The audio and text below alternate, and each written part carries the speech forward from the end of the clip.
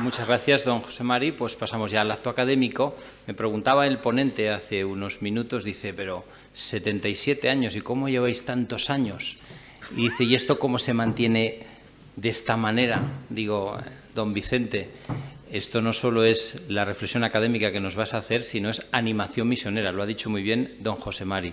El fin de esta semana principal es la animación misionera. Por eso los protagonistas sois precisamente vosotros. Los protagonistas sois los misioneros, los que estáis al frente de las delegaciones de misiones, los que estáis al frente de las congregaciones y animáis precisamente para que ese espíritu misionero esté vivo, siga vivo y siga continuando en nuestra Iglesia con esos 6.000 misioneros que tenemos en nuestra querida España. Don Vicente Martín es teólogo, es obispo, como sabemos es obispo auxiliar de Madrid, pero sobre todo cuando le encomendamos esta conferencia, que es la conferencia marco, ¿qué es lo que pedíamos? Pues que fuera capaz de alguna manera, proyectar toda la semana, todas las reflexiones que vamos a hacer y que fuera capaz de abrir de alguna manera el horizonte.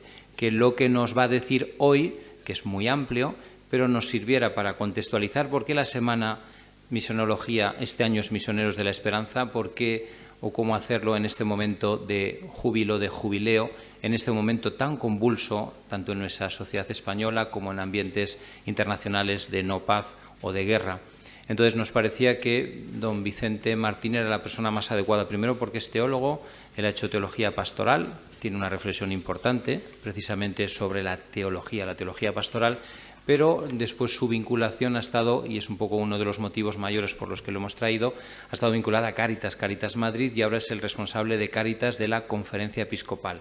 El que tiene una visión de nuestra España desde este punto de vista de comunicar esperanza, como nos decía el lema de Cáritas estos días, mientras haya personas hay esperanza, nos decía el día del Corpus, pues el que conoce muy por dentro todas nuestras diócesis, precisamente porque conecta con los delegados, con los presidentes de las Cáritas, nos parecía que era la persona más adecuada para hacer esta reflexión.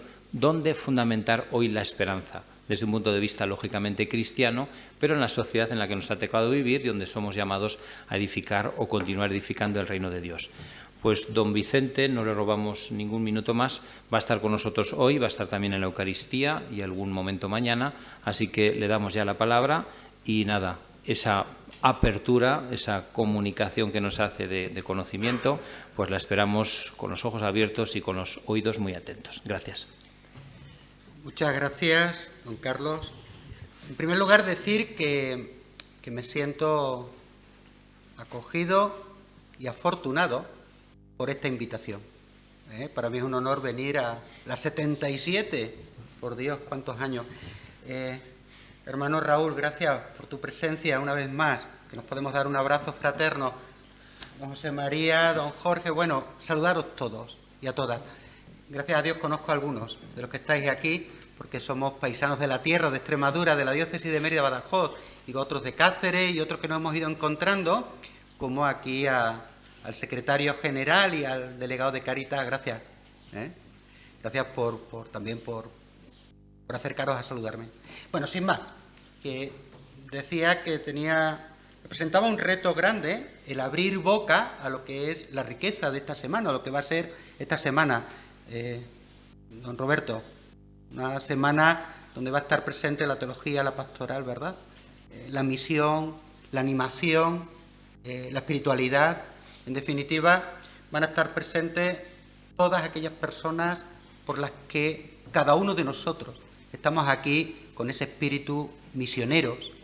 Yo creo que en este año del júbilo, en este año jubilar, los cristianos tenemos que reavivar la esperanza para abrir caminos a la esperanza en nuestro mundo.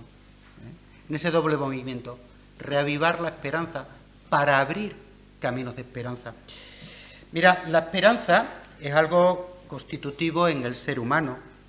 Vivir es caminar hacia un futuro.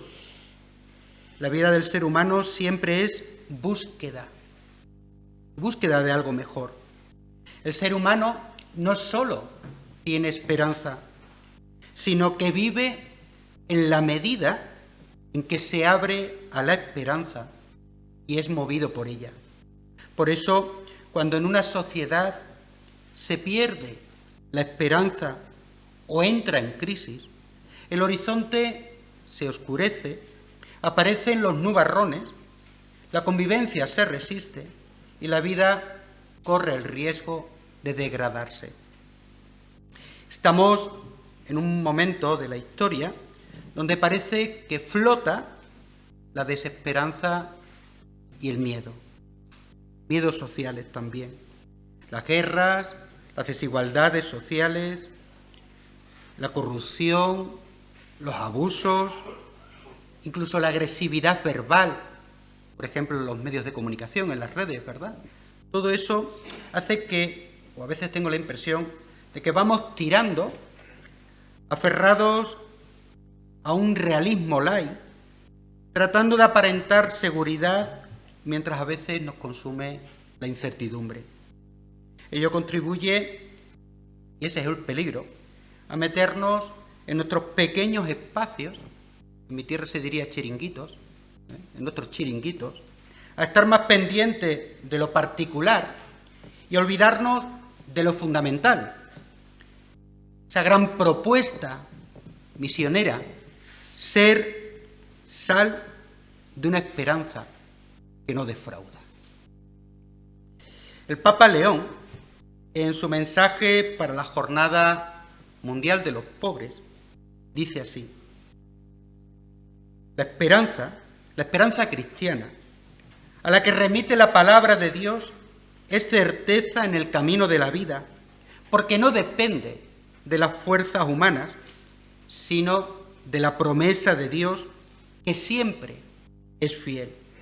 Por eso, los cristianos, desde los orígenes, quisieron identificar la esperanza con el símbolo del ancla, que da estabilidad y seguridad en medio de las tempestades de la vida.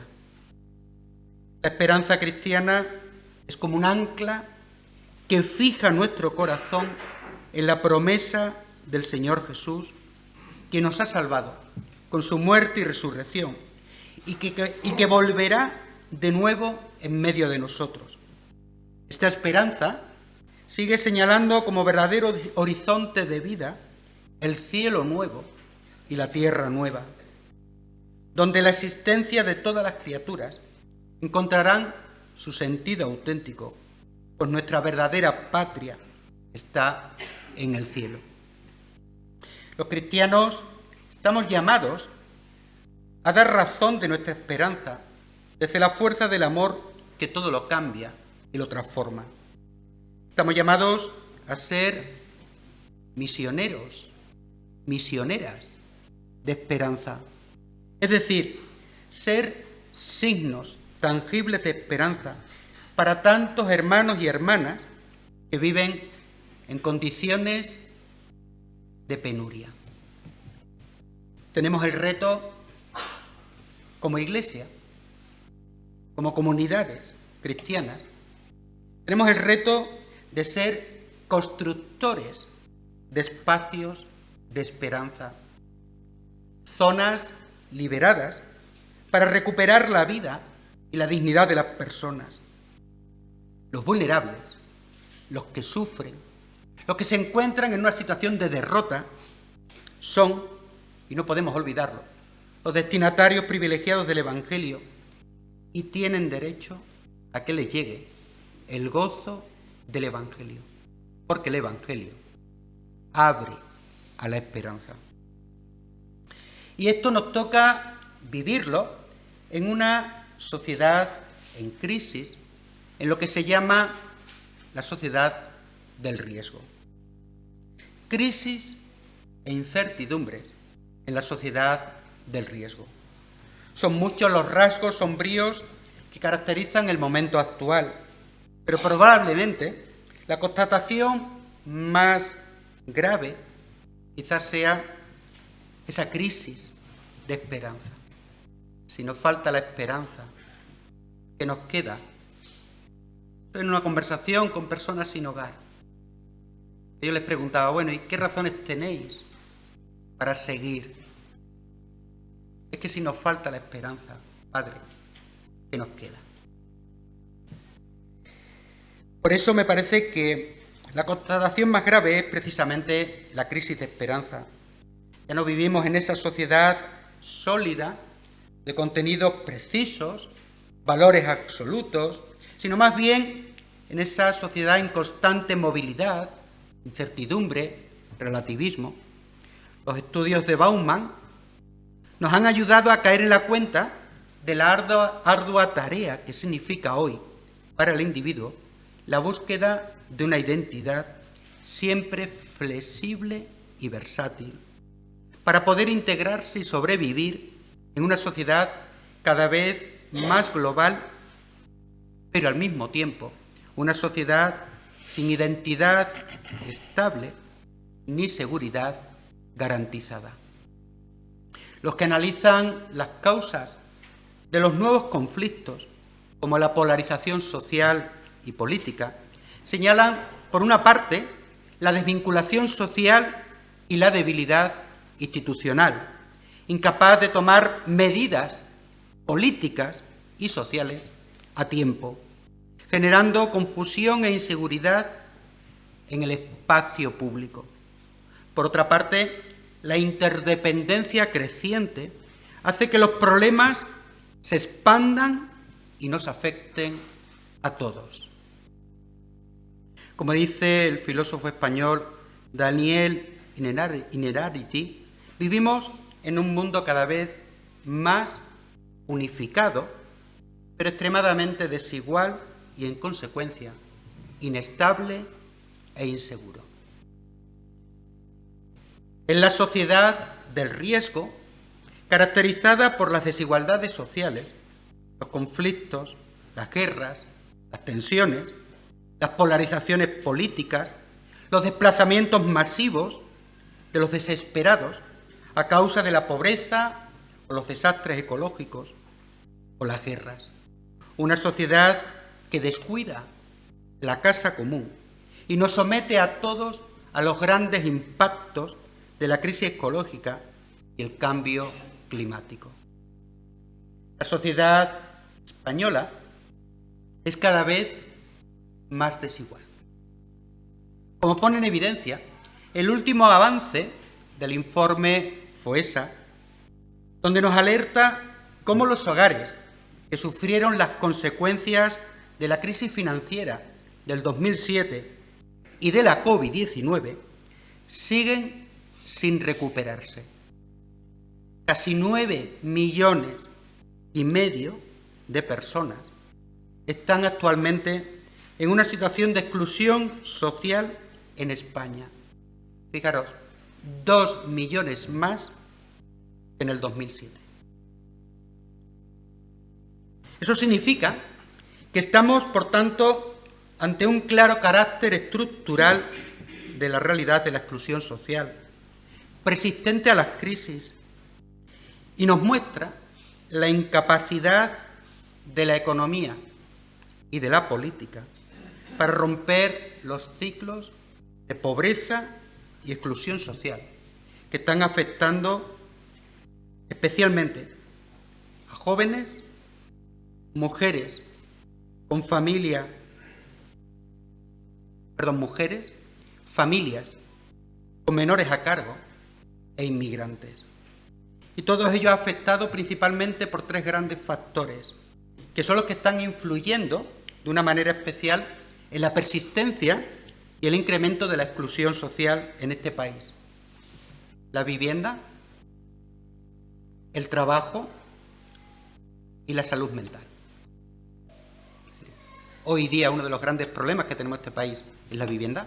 Precisamente ahora en la Conferencia Episcopal se está realizando un curso con esta temática, un curso de doctrina social, organizado por la Comisión de Pastoral Social. Pero sabemos el tema del trabajo, ¿no? La precariedad laboral. Y sabemos cómo, sobre todo a partir de la crisis, de la COVID, pues se ha incrementado muchísimo los problemas de salud mental, afectando también a muchísimos jóvenes. Una sociedad, por tanto, como se nos decía hace un momento, una sociedad necesitada de esperanza. ¿Pero dónde encontrarla? ¿Dónde se fundamenta esa esperanza? También algo muy importante, ¿cómo alumbrar la esperanza en estos momentos? No cabe duda que para nosotros los cristianos, Dios es la fuente de nuestra esperanza. A lo largo de su existencia, el ser humano tiene muchas esperanzas, más grandes o más pequeñas. A veces puede parecer que una de esas esperanzas lo llena totalmente todo y que no necesita de ninguna otra. Cuando uno es joven y está enamorado de una chica o de un chico, ¿verdad?, se siente correspondido, parece que flota. Y esa es su esperanza. Cuando termina sus estudios o encuentra su primer empleo, ¿verdad? Recordamos todas esas experiencias. O cuando nos ordenamos, ¿no? A veces puede parecer que ahí se acaba, que eso lo llena totalmente. Sin embargo, cuando esas esperanzas se cumplen, se ve claramente que esto, en realidad, no lo era todo. Está claro que el hombre necesita una esperanza que vaya más allá. Necesitamos esperanzas que nos mantengan en pie día a día, pero sin la gran esperanza con mayúsculas, aquellas no basta. Esa gran esperanza, dice Pesalvi, solamente puede ser Dios.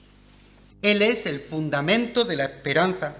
Pero ojo, no cualquier Dios, sino el Dios que tiene rostro humano y que nos ha amado hasta el extremo, a cada uno en particular y a la humanidad en su conjunto. Así lo vivió el pueblo de Israel. A través de las Escrituras se revela una firme convicción. Dios, y solo Él, es la esperanza de Israel. Esa fue la invocación del salmista. Tú eres mi esperanza, Señor, mi confianza desde mi juventud. Estas palabras, el Salmo 71, brotan de un corazón oprimido, agobiado por las dificultades. Un corazón que reconoce el apoyo de Dios y lo proclama. Tú eres mi roca y mi fortaleza. Cuando estamos en esos momentos, ¿verdad?, estamos pasando mal y brota desde lo hondo del corazón esa oración, cuánta paz nos transmite. Tú eres, Señor, mi roca, mi fortaleza. ¿En quién apoyarse si no? Desde ahí nace la confianza de que la esperanza en Él no defrauda. Yo me refugio en ti, Señor, que nunca tenga que avergonzarme. Esa esperanza, ante todo, es esperanza en alguien. Mi esperanza, dice el Salmo 39, está en ti. El orante confiesa su dicha porque es esperanza en el Señor y por ello su felicidad está, por tanto, en vivirse en armonía con el Dios creador del universo. Cuando el pueblo declara que Dios es su esperanza, manifiesta que no lo entiende si no es en el marco de una relación, en el reconocimiento del tú de Dios con quien hace camino y a quien otorga crédito y confianza plena, porque se puede decir con el profeta Isaías, Él es roca fuerte. La esperanza cristiana tiene un nombre, Jesucristo, y se funda en un acontecimiento, la resurrección. Todo lo que significa la esperanza del cristiano, esa esperanza capaz de esperar contra toda esperanza, nace de Jesús, crucificado por los hombres, pero resucitado por Dios. Solo desde Cristo resucitado se nos desvela a sus seguidores el futuro último que podemos esperar para nosotros y para esta humanidad. El camino que puede llevar al ser humano a su plenitud de vida y la garantía última ante el fracaso, la injusticia y la muerte. Su resurrección es fundamento y garantía de la nuestra. Dios, que resucitó al Señor, también nos resucitará a nosotros por su fuerza. 1 Corintios. Así, las guerras y la violencia, las pobrezas y las enfermedades, la explotación y las injusticias no constituyen el horizonte último de la historia. No lograrán acabar con nosotros. La resurrección genera esperanza en una justicia última. Dios no está dispuesto que el verdugo triunfe sobre sus víctimas. Dios está de parte de los crucificados frente a los crucificadores. Él pone su justicia última donde los hombres ponemos injusticia y muerte. Esta es la gran esperanza para los más pobres y los más vulnerables. Cristo es nuestra esperanza. Esta es la gran afirmación, es una auténtica confesión de fe. Pedro decía el domingo: tú eres el Mesías, tú eres nuestra esperanza. De esa esperanza aprendemos los cristianos a creer en Dios y a desentrañar el sentido último del ser humano. Por tanto, acerquémonos con corazón sincero y llenos de fe. Mantengámonos firmes en la esperanza que profesamos, porque es fiel quien hizo la promesa. La carta a los Hebreos. Es fiel quien hizo la promesa. La verdadera esperanza cristiana, por tanto, nace de la fe y se alimenta en el encuentro personal con el Dios Salvador, que en Cristo resucitado ha dado cumplimiento a su plan de salvación y ha manifestado su amor gratuito e inquebrantable. Esta es la fe que nos hace esperar. La fe es garantía de lo que se espera. La esperanza, por tanto, es confianza en Dios que cumple sus promesas y muestra su amor misericordioso mediante Cristo y el Espíritu, que llevará a su cumplimiento la salvación iniciada. Todo lo que digamos y se diga en esta semana, ¿o está enraizado en esto o no tiene fundamento? Lo diremos con palabras más bonitas y más creativas. Presentaremos PowerPoint alucinantes. Compartiremos experiencias. Pero la gran afirmación es Cristo nuestra esperanza. Y si Él es nuestra esperanza, hay razones, en medio de este mundo de incertidumbres, en medio de la sociedad del riesgo, para seguir esperando, para reavivar la esperanza. Solo así podremos, como misioneros y misioneras, abrir caminos a la esperanza en nuestro mundo. Es que el amor es la certeza de la esperanza. En medio de las pruebas de la vida, la esperanza se anima con la certeza firme y alentadora del amor de Dios derramado en los corazones por el Espíritu Santo. Por eso no defrauda. Este amor funda la certeza de la esperanza, como lo expresaba Pablo, la carta a los romanos. Ni muerte, ni vida, ni ángeles, ni principados, ni presente, ni nada podrá apartarnos del amor de Dios. Benedicto XVI definió la verdadera fisonomía de la esperanza, esa esperanza cristiana, poniéndola en relación con el amor. Lo único que puede redimir al hombre. Decía él, cuando uno experimenta un gran amor en su vida, se trata de un momento de redención que da un nuevo sentido a su existencia. Cuando uno experimenta un gran amor en su vida, se siente redimido. Solamente la esperanza en Dios funda la verdadera y gran esperanza, aquella que resiste a pesar de todas las desilusiones, la que coincide con aquel Dios amado y que nos sigue amando hasta el extremo, hasta el total cumplimiento.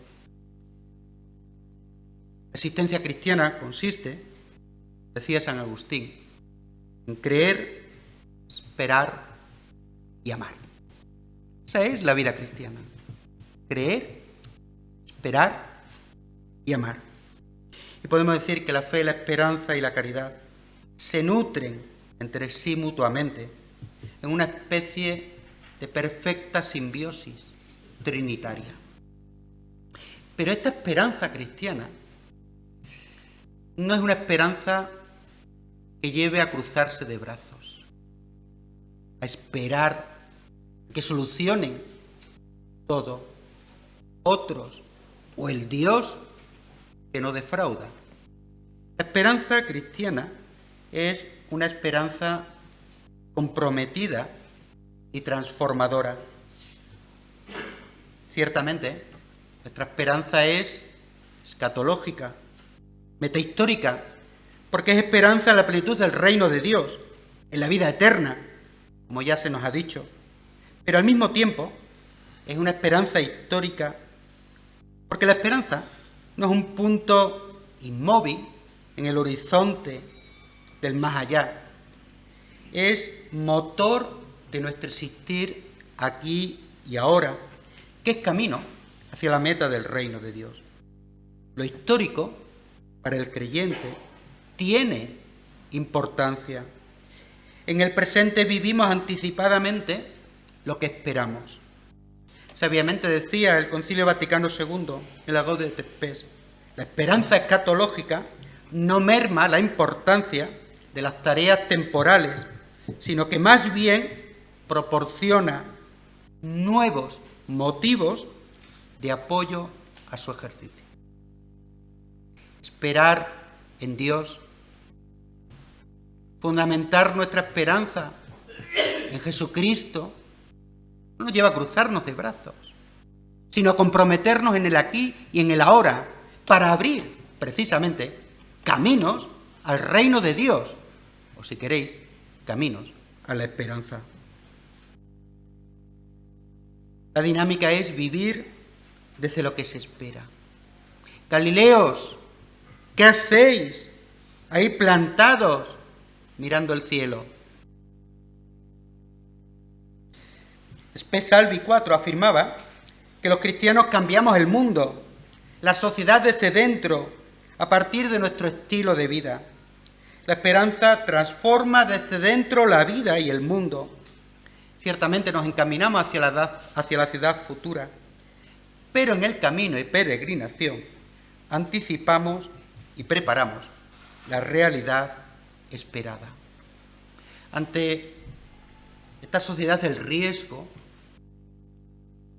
que da motivos para la desesperanza, de las grandes situaciones de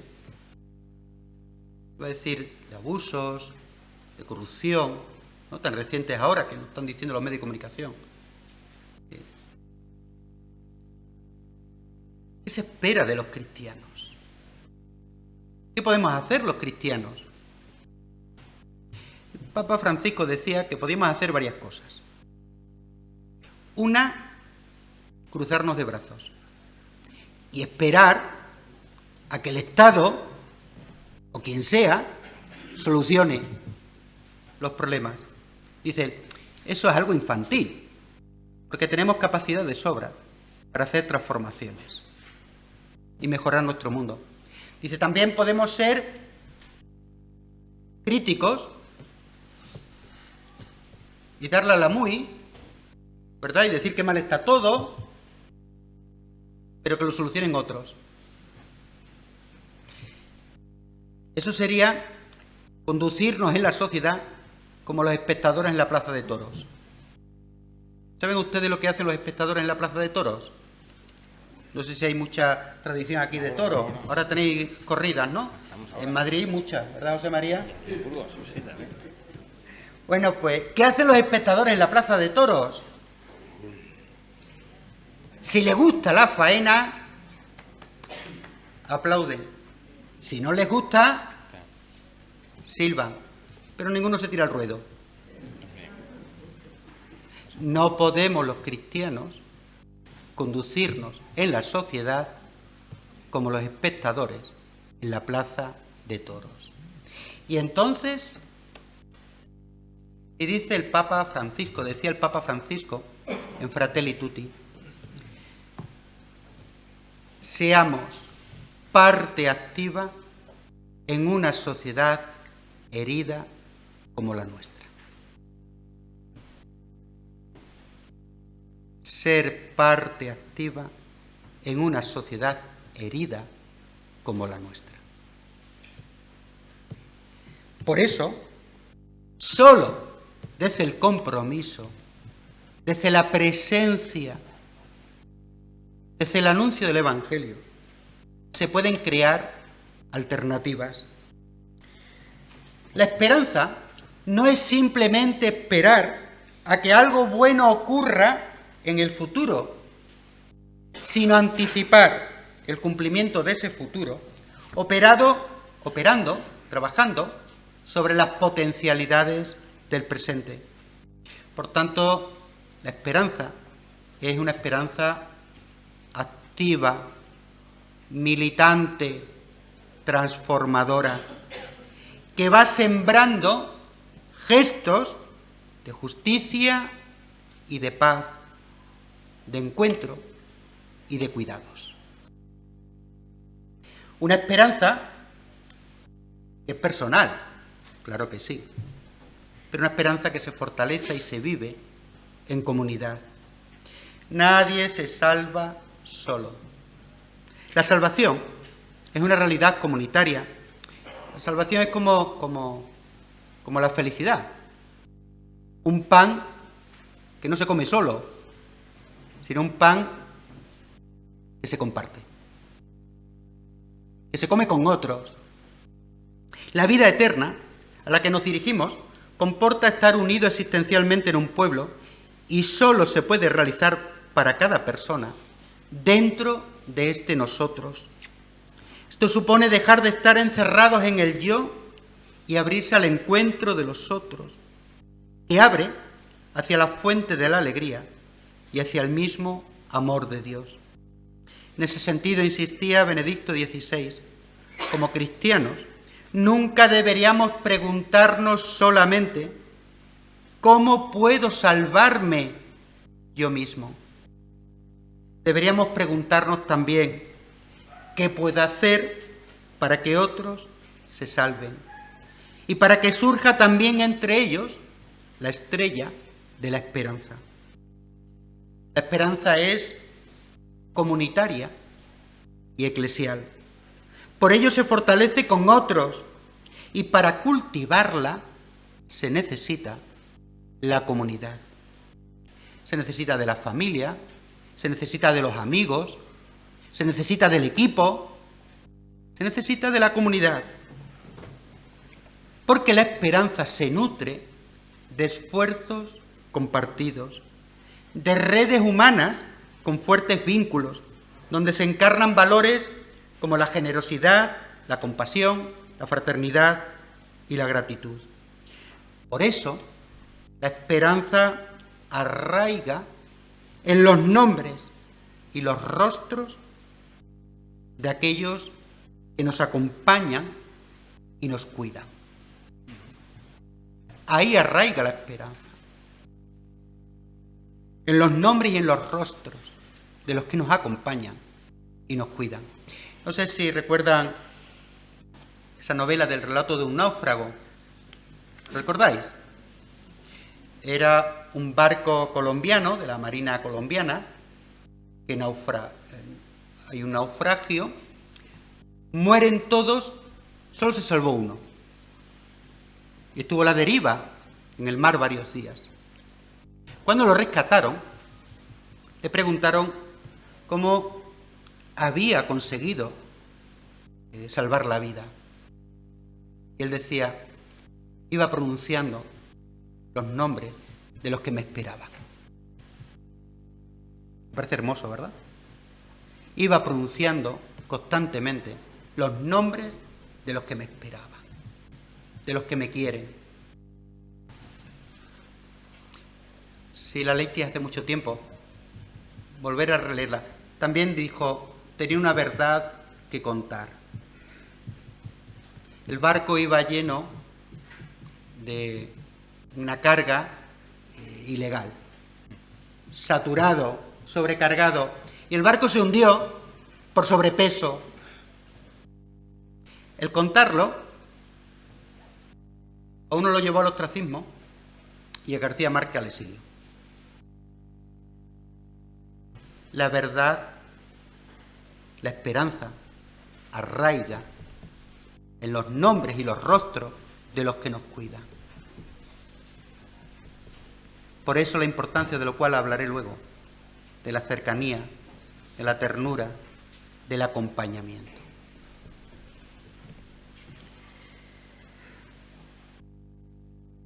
Abrir caminos de esperanza. Joaquín García Roca señala 3 ámbitos donde es necesario abrir caminos a la esperanza. El ámbito de lo personal, el público y el social. Desde ahí os invito a transitar 3 caminos. Salir al encuentro de los que sufren, el compromiso por el bien común y el fortalecimiento de la vida en comunidad. Salir al encuentro de los que sufren. Nuestras vidas, las de los más vulnerables, necesitan ser fecundadas por la esperanza para resistir, afrontar las dificultades y emprender nuevos caminos. La esperanza es el motor que mueve la vida. La esperanza parte de la fragilidad y requiere visitar los lugares del dolor, donde se domicilian las periferias.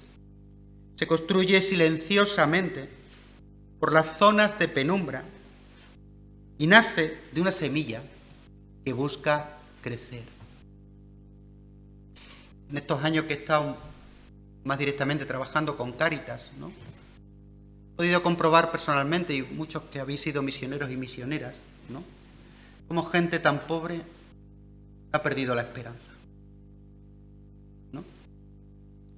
Y cómo confronta eso en una sociedad como la nuestra, donde aparentemente lo tenemos todo, nos sentimos eternamente insatisfechos. ¿Qué ocurre ahí? ¿Qué ocurre? ¿No? La esperanza parte de la fragilidad y reclama acercarse a los ámbitos de dolor. ¿Cómo infundir esperanza? Tormenta. ¿Cómo fundir esperanza en medio del sufrimiento y la pobreza? Decía también Francisco, no podemos esperar a que llamen a nuestra puerta. Tenemos que salir al encuentro. El ancla, decíamos antes, es el símbolo de la esperanza. Infundir esperanza es ofrecer a quien se encuentra movido por el temporal del sufrimiento un lugar donde apoyarse, ser para él un agarradero, un ancla que mantiene firme y no a la deriva la barca de la vida.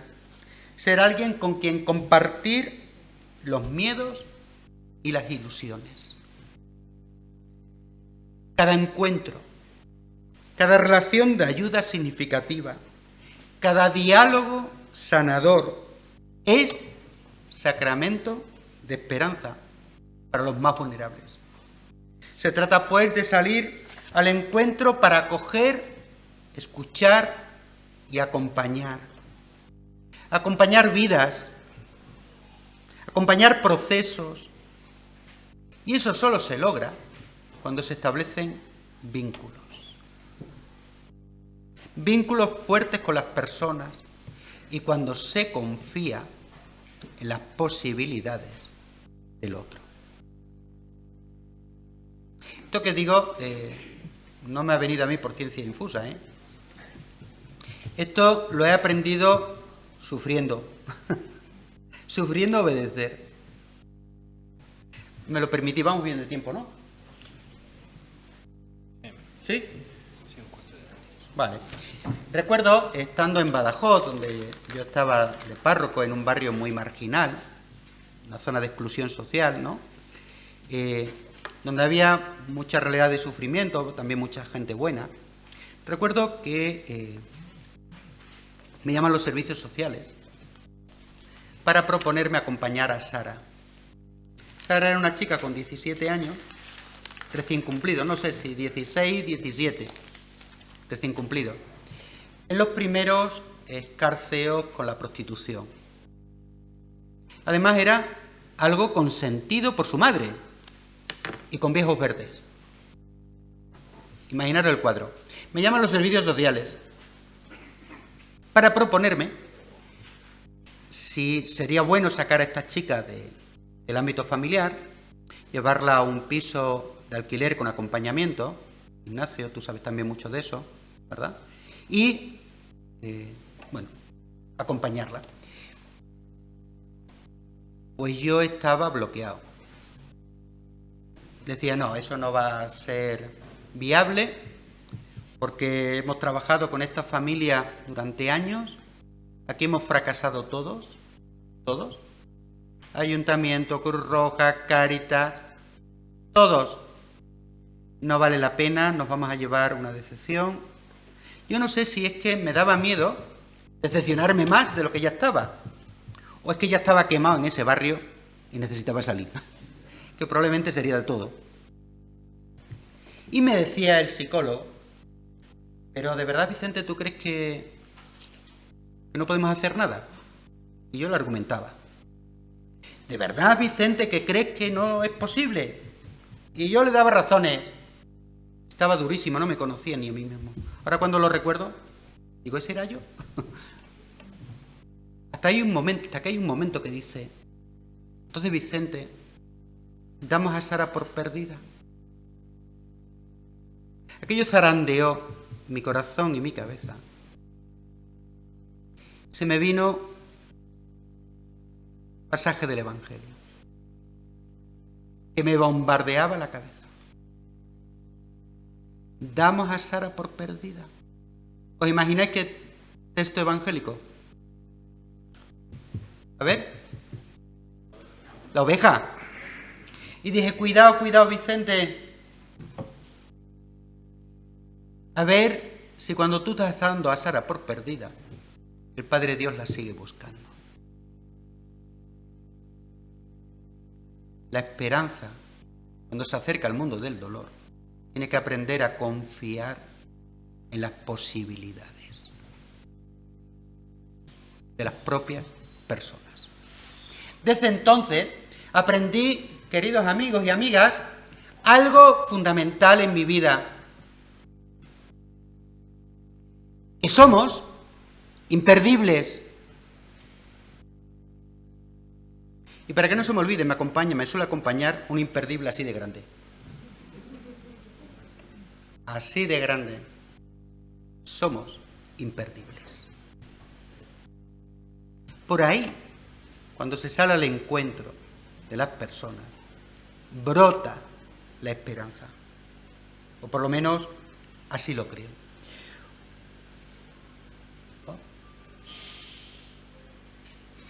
A ver, ¿no? Estoy yendo hacia atrás. Sí, no, porque le estoy dando al revés. Ahí. Perdón. Segundo ámbito. El compromiso por el bien común. La esperanza se abre camino allí donde se vive la vocación de servicio al bien común, donde se trabaja por favorecer aquellas condiciones de vida social que permiten a las personas, a los grupos, conseguir más plenamente sus objetivos, su dignidad. La esperanza colectiva se hermana con la caridad política, es decir, el compromiso dirigido a organizar y estructurar la sociedad de modo que el prójimo no tenga que padecer miseria y que se manifiesta en la lucha por la justicia y en aquellas acciones que procuran construir un mundo mejor. Estoy convencido que para alumbrar la esperanza en estos tiempos, tal como está el patio, es necesario crear instituciones más sanas, regulaciones más justas y estructuras más solidarias que permitan precisamente modificar las condiciones sociales que provocan tanto sufrimiento. Y Francisco nos hizo dos grandes propuestas pastorales para la Iglesia, pero también para la sociedad, que han sido dos propuestas que han marcado su pontificado, junto con la sinodalidad o el cuidado de la casa común. Él nos propuso dos propuestas: la cultura del encuentro y la cultura del cuidado. En medio de tantas tensiones, polarizaciones y cruces de cultura, se necesita el encuentro. Ese encuentro que potencie el diálogo y el consenso, la acogida y la hospitalidad, el fecundo intercambio y un horizonte universal. Una sociedad es más humana en la medida en que sabe cuidar a sus miembros más frágiles. Hemos de avanzar hacia un modelo que ponga los cuidados y la justicia en el centro de la vida, dar el paso de lo que se llama la política del bienestar a la política de los cuidados, que abarca, por supuesto, el cuidado de la casa común. Cuando cuidamos y somos cuidados, cuando hay fraternidad y solidaridad, nada está perdido para la esperanza.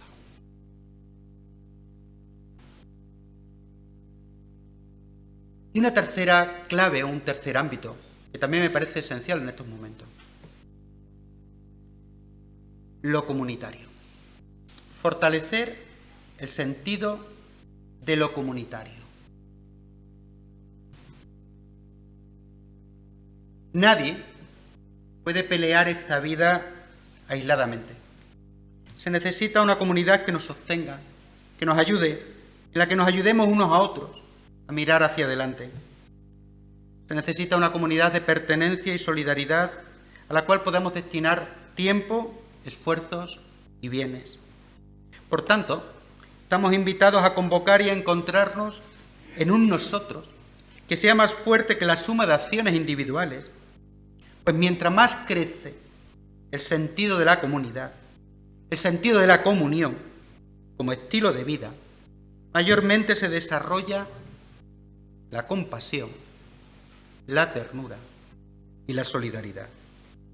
Y crecemos en la conciencia del nosotros cuando nos desvivimos en el mutuo cuidado y nos entregamos en el compartir. Porque, queridos amigos, hoy día, para que unos sobrevivan, otros tenemos que desvivirnos. Para que unos sobrevivan, otros tenemos que desvivirnos. Eso requiere promover comunidades fraternas que acogen, sirven, acompañan, comparten. Como hermanos de camino, se necesita crear espacios de encuentro, de humanización, de cuidado de participación, donde se pueda testimoniar una nueva fraternidad. Dos experiencias. Yo hasta hace poco estaba en una parroquia colaborando. Se acercó un día una señora mayor, sin problemas económicos ninguno. No tenía ni deudas, ni hipoteca, nada, una buena pensión.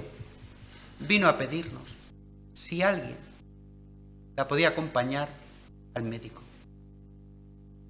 Esperaba un diagnóstico y le daba miedo ir sola. Eso nos hizo pensar en la parroquia. Cómo ser una parroquia cuidadora, de cuidados.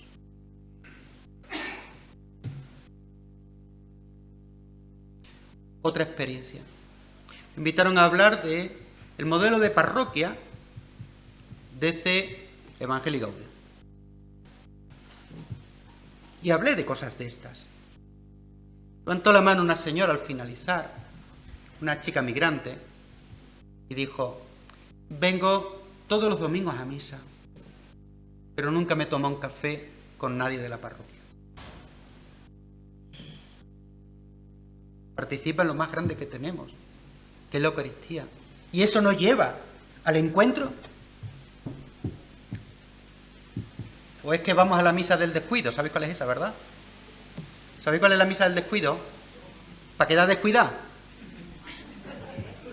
Voy a la misa para que ya, a primera hora, para que ya he quedado descuidado. Ya no tengo que ir más. La misa del descuido. ¿Sí? Es decir, ¿cómo fortalecemos la comunidad? Ese es uno de los grandes retos que tenemos hoy como Iglesia. Se nos ha metido, inoculado el virus del individualismo.